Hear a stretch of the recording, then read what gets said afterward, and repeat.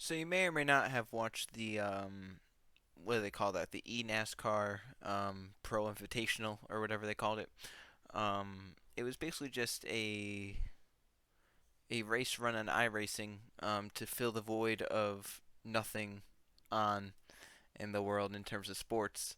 So NASCAR kind of scooped up this opportunity and went, okay, we can technically run our sport, not really, but um, we can provide a decent alternative to what it normally is, and I would call it a success. And just to everyone involved, really, really good job and props for making it happen and whatnot. So this was put together by a few people like Denny Hamlin and some others that were like, hey, like what if we just get like some of us that are cup racers or Xfinity racers or truck racers or used to be racers or big names in the sport and get together and do this iRacing race, on Sunday, 100 lap race, just make it a little fun thing.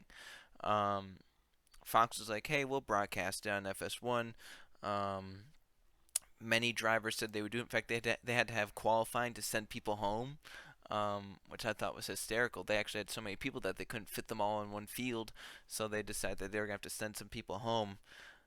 So that was interesting for sure. But so this was, I was going into it like, okay, this could be cool. Like I don't, I was like, it's gonna be a little weird having Mike Joy and Jeff Gordon call it,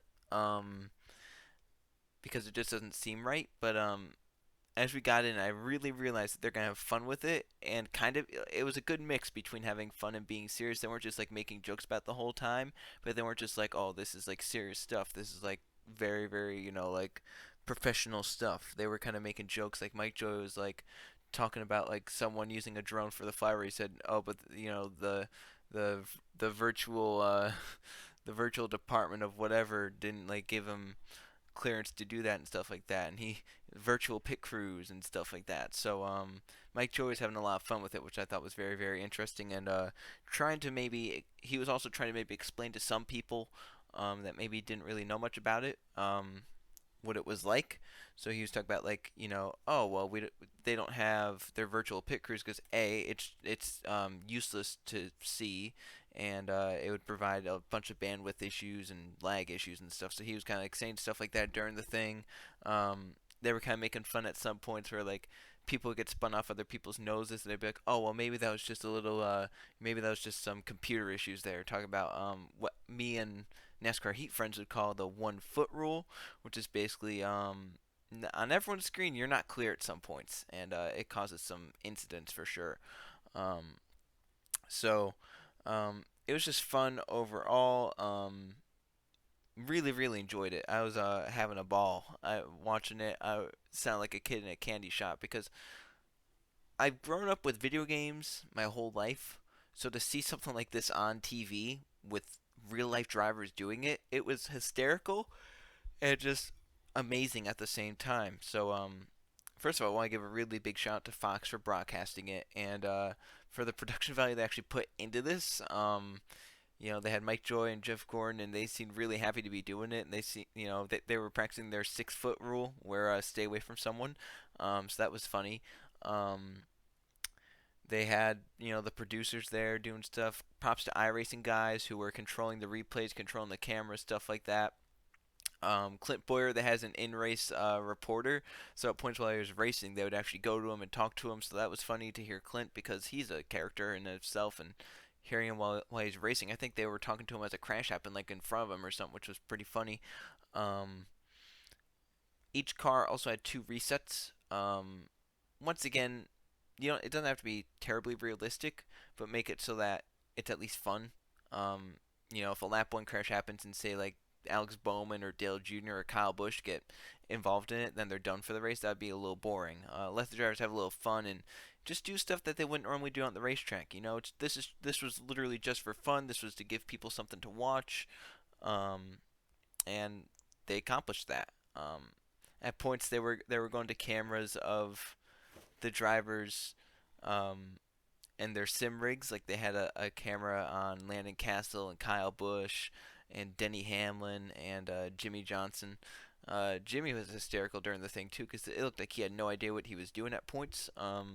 He paged the field because he thought they were under yellow, but they were under green. So he caused like the big one. Um, I think he missed the start of the race because of airtight issues. He just kind of ran around all race and did not much. But I want to talk about the end of the race, which was pretty hysterical as well, being a Dale Jr. fan. So, being a Junior fan, I was like, oh man, Junior's coming up through the field. Look at that man go. And I was just kind of like, oh man, look at him. And then he went for second. He went for the lead. He got the lead. They battled side by side with Timmy Hill. I was like, oh no, here comes Hamlin. Here comes Hamlin. And the white flag fell. Junior actually kind of took away Hamlin's inside lane, so gave Hamlin the outside. Uh, he and Denny dragged race down the backstretch. And off into turn three, Denny kind of drove it in a little bit, and Junior backed off and then tried to get the run on exit. As they came off turn four, Hamlin came down a little bit, Junior came up a little bit. On the Fox side, it didn't look like they hit. It looked like Junior tried to keep it off him, got loose. But I do believe that there was some contact. It was just some lag and whatnot. So Junior got sideways, went down to the apron, somehow didn't crash the car. It looked like he was heading towards the inside wall, and Denny Hamlin won, which was pretty cool because he said like if he, I think it was like $100 for every lap he led, he would donate to victims of the coronavirus down in Florida. And I think if he said he won the race, it would be like 5,000. And Fox and Kevin Harvick, I think, matched that donation. So that was cool to see Denny win. Even though I wanted Junior to win a lot, it's still cool to see someone who was gonna pledge the money to go and win it. So I hope this is a weekly thing while we're stuck inside our houses with not much to do on a daily basis, besides maybe a little bit of schoolwork or work or whatever it may be. I know that the replacements race that they had like a week ago, I think, that was broadcast on Twitch. I think that's gonna be like a bi-weekly thing. I think they're doing something. I forget the date.